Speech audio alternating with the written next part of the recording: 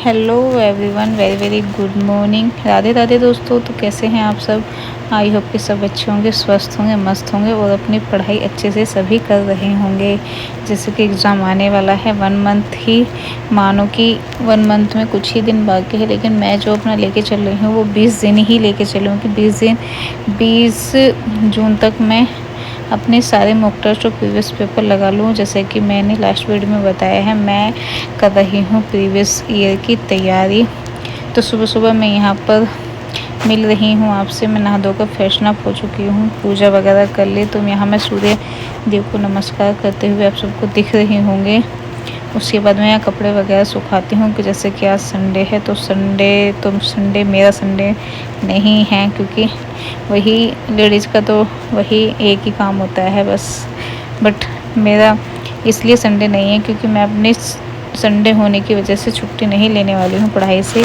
आज भी मैं अपनी पढ़ाई पर समय से ही बैठ जाऊँगी। और आज मैंने सोचा है कि एक मॉक टेस्ट लगाऊँ, क्योंकि मैं एक दिन प्रीवियस सेट लगाती हूँ और एक दिन मॉक टेस्ट लगाती हूँ।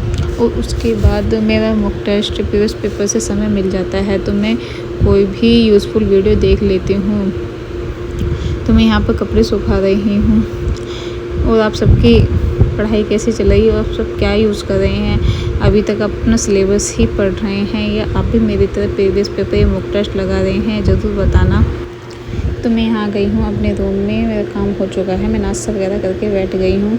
और यहाँ हस्बैंड जी को भी मैंने अपने साथ बैठा लिया है, क्योंकि जैसे कि मैंने आप सबको बताया है बीएड का मेरा है प्रैक्टिकल 6 और 7 को। उसके लिए मेरी फ़ाइल अभी कंप्लीट नहीं बनी है, तो 1-2 फाइल बाकी है मेरे बनने के लिए, तो वो यही लिख रहे हैं और मैं अपना बैठ गई हूँ मॉक टेस्ट देने।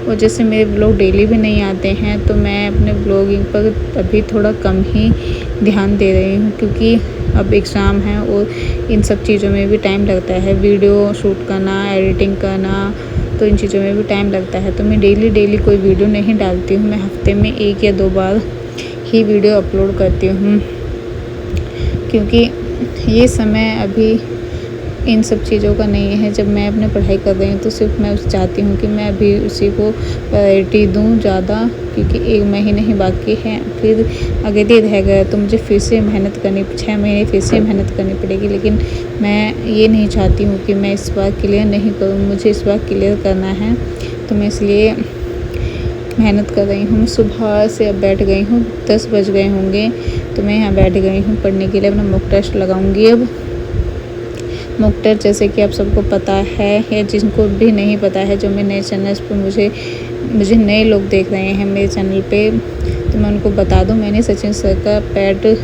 बैच लिया हुआ है, पेड बैच में, तो मैं अपने उसी में से ही मॉक टेस्ट दे रही हूँ। और जिस किसी को भी मॉक टेस्ट लेने हैं, मतलब जिस किसी ने पेड बैच नहीं लिया है और उनको फ्री मॉक टेस्ट लेने हैं, तो वो भी सचिन सर ने डाले हुए हैं। अभी 2-3 दिन पहले ही अनाउंस किया था सर ने कि इस संडे फ्री मॉक टेस्ट डाल दिए जाएंगे, उनकी ऑफिशियल जो ऐप है उसी पर।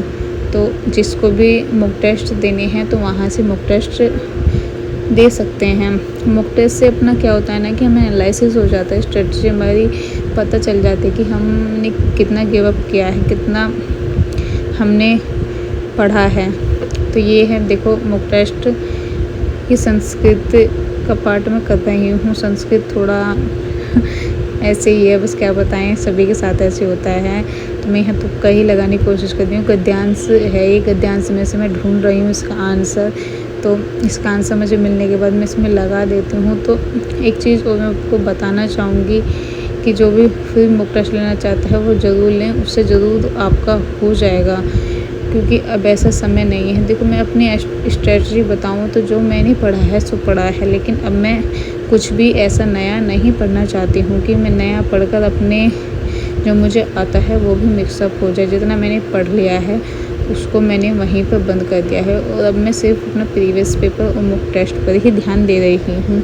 एक बार प्रीवियस पेपर कंप्लीट हो जाएंगे और मॉक टेस्ट कंप्लीट हो जाएंगे तो कुछ दिन पहले ही सभी चैनल्स पर जितने भी सर होते हैं सब मैराथन लगवा देंगे। तो जैसे मैं सचिन सर की वीडियो देखती हूँ तो मैं उसके बाद मैराथन देखूँगी, तो जिससे मुझे थोड़ा बेनिफिट तो होगा ही, थोड़े के ज़्यादा ही होगा। और जब हम प्रीवियस पेपर लगाते हैं तो उसमें भी हमें क्वेश्चंस का पता चल जाता है कि क्वेश्चंस किस तरीके से आ रहे हैं, क्योंकि ज़्यादा नॉलेज हमें तभी होती है जब हम प्रीवियस पेपर या मॉक टेस्ट लगा रहे हैं। क्वेश्चन का हमें बेस पता चल जाता है कि किस तरीके से क्वेश्चंस पूछे जा रहे हैं। तो मेरा जो भी मॉक टेस्ट में स्कोर बनना है, जो मैंने अभी 2 ही मॉक टेस्ट दिए हैं, तो एक मॉक टेस्ट में मेरा 77 स्कोर बना था और जो मैंने आज मॉक टेस्ट दिया था उसमें मेरा 85 स्कोर बना था। बट कोई बात नहीं। और हाँ, एक बात हो, जो भी सचिन सर का मॉक टेस्ट दे रहा है वो कृपया करके मुझे ये ज़रूर बताएं कि मुझे उसमें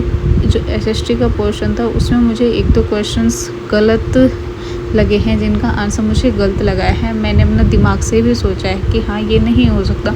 वो जो मैं अपने प्रीवियस पेपर की बुक से क्वेश्चन सोल्व कर रही हूँ वो मेरे पास किसकी है, अरिहंत वालों की मेरे पास प्रीवियस पेपर की बुक है। तो उसमें भी वो क्वेश्चंस मुझे देखने को मिले हैं, लेकिन उसमें जो क्वेश्चंस का आंसर दिया हुआ है मुझे वो सही लग रहा है, जबकि मॉक टेस्ट में मुझे क्वेश्चन का आंसर गलत लग रहा है। जैसे कि मैंने कम्युनिटी में भी डाला है, तो आप सब भी मुझे ज़रूर बताएं कि आंसर वो गलत है या सही है, क्योंकि एक जीएसटी से रिलेटेड है और एक है नदी से। क्वेश्चन कहाँ है, तो आप सब मुझे ज़रूर बताएं। तो यही मैं अपनी स्ट्रेटजी लेके चल रही हूँ, आप भी ज़रूर इस स्ट्रेटजी को फॉलो करो। और क्योंकि जितना भी टाइम है, अब आपके पास ज़्यादा टाइम नहीं है कि आप सिलेबस में उलझेंगे। जितना भी आपका सिलेबस हुआ है उस सिलेबस को भी साथ साथ करिए और साथ के साथ PYQ ज़रूर लगाएं। PYQ के लिए अब ज़्यादा समय नहीं है, क्योंकि 1 महीना ऐसे ही निकल जाता है, दिन प्रतिदिन घट रहा है। तो PYQ में भी हमें ऐसा नहीं है कि समय नहीं लगेगा, PYQ में भी हमें समय लगेगा उसको समझने में, उसे करने के लिए। और PYQ करने के बाद जो भी आपके रॉन्ग क्वेश्चन आते हैं कि ये गलत क्वेश्चन है, उसको एक बार दोबारा से रिवाइज ज़रूर करें, उस क्वेश्चन को समझें कि हाँ, इसमें हमने कहाँ गलती की थी, जिससे हमें एनालिसिस होगा कि हाँ, हमने इसमें यहाँ गलती की थी। जैसे कि मैंने कल मॉक टेस्ट निकाला था, तो मुझे उसमें कोलबर्ग की जो स्टेजेस होती हैं ना, उसमें मुझे हमेशा ही इतनी कन्फ्यूजन हो जाती है। जैसे उनकी 3 स्टेज हैं, उसके अंदर भी 2-2 स्टेज दी हुई है, नैतिक मूल्य, सामाजिक अनुबंध। तो इन 4 में मुझे थोड़ी 6 में जितनी भी स्टेज है, उनकी 6 स्टेज हैं, उनमें कन्फ्यूजन हो जाती है। तो मैं साथ के साथ ही लिखा है। तो बस यही थी मेरी आज की स्ट्रेटजी। सो मिलते हैं नेक्स्ट व्लॉग में। सो बाय बाय। और प्लीज़ सभी अपना ध्यान रखें, गर्मी बहुत है, अपना पानी पीते रहें। सो मिलते हैं नेक्स्ट व्लॉग में। Bye bye, take care. और जो भी मैंने चैनल को देख रहा है वो सब्सक्राइब करके ज़रूर जाएं। Thanks for watching.